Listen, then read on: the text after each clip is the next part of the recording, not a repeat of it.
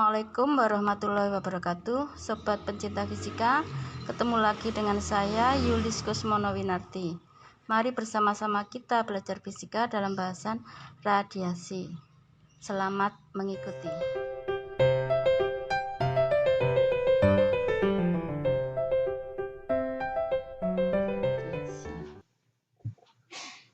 Coba perhatikan gambar, di situ nampak ada sebuah kota yang rusak.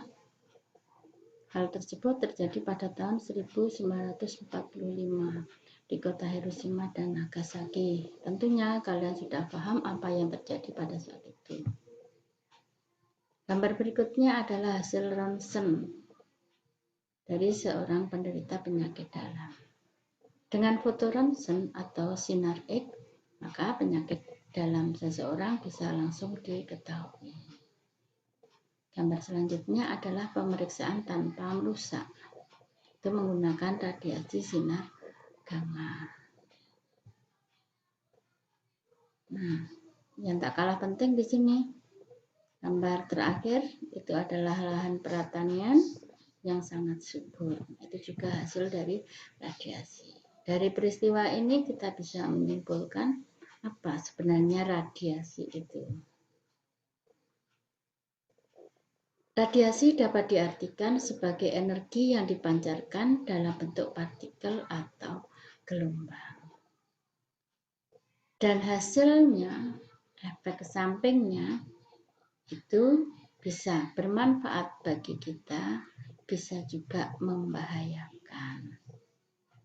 Nah, oleh karena itu, marilah kita pelajari selanjutnya tentang radiasi.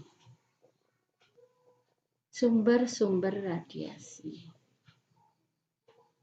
Disadari ataupun tidak, kita makhluk di permukaan bumi selalu mendapat atau terkena radiasi yang berasal dari lingkungannya, baik itu dari alam maupun buatan manusia. Dari sini kita bisa menyimpulkan bahwa sumber radiasi itu ada dua. Yang pertama adalah radiasi alam, yang kedua adalah buatan manusia.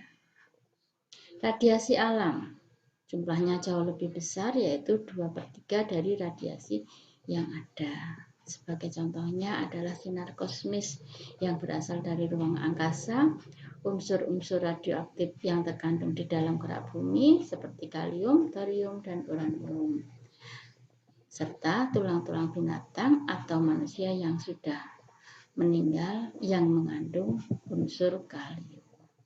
Itu adalah contoh-contoh dari radiasi alam.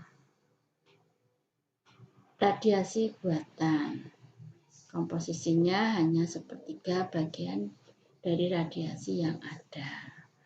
Hal tersebut bisa terjadi karena memang berhubungan dengan aktivitas manusia. Sebagai contohnya adalah pada alat-alat kedokteran, seperti sinar X atau sinar ronsen.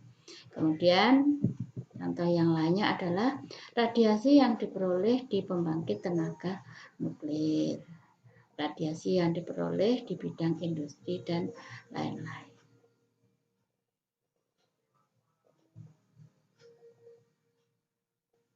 Manfaat radiasi. Yang pertama di bidang kedokteran. Bisa digunakan untuk mendiagnosis dan terapi, seperti tampak pada gambar, seseorang sedang diterapi atau didiagnosis penyakitnya. Juga bisa digunakan untuk mensterilkan alat-alat kedokteran. Seperti tampak pada gambar, alat-alat kedokteran disterilisasi. Itu semuanya menggunakan radiasi. Bahkan bisa juga digunakan untuk membunuh sel kanker. Manfaat yang lainnya di bidang pertanian bisa digunakan untuk menciptakan varietas baru atau varietas unggul yang lebih cepat berbuah, batang pendek, dan tahan penyakit. Seperti tampak pada gambar, itu tanaman jagung yang buahnya sangat bagus. Itu adalah hasil dari radiasi yang menciptakan varietas unggul. Juga bisa digunakan untuk mensterilisasi pemandulan atau pemandulan serangga pengganggu. Jadi kalau serangga-serangga pengganggu dari tanaman itu bisa dimandulkan dengan radiasi, maka tanaman kita akan terhindar dari serangan serangga karena dia tidak akan bisa berkembang biak.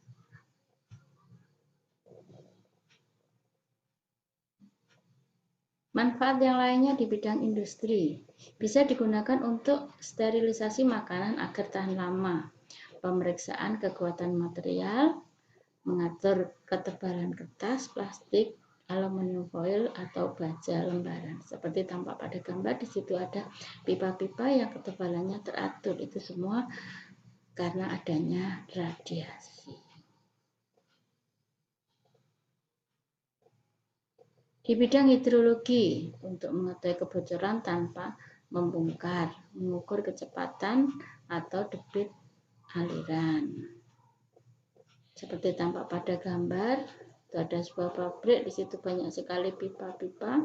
Andaikan salah satu bocor, maka kalau secara manual atau konvensional memeriksanya, maka akan memakan waktu yang lama.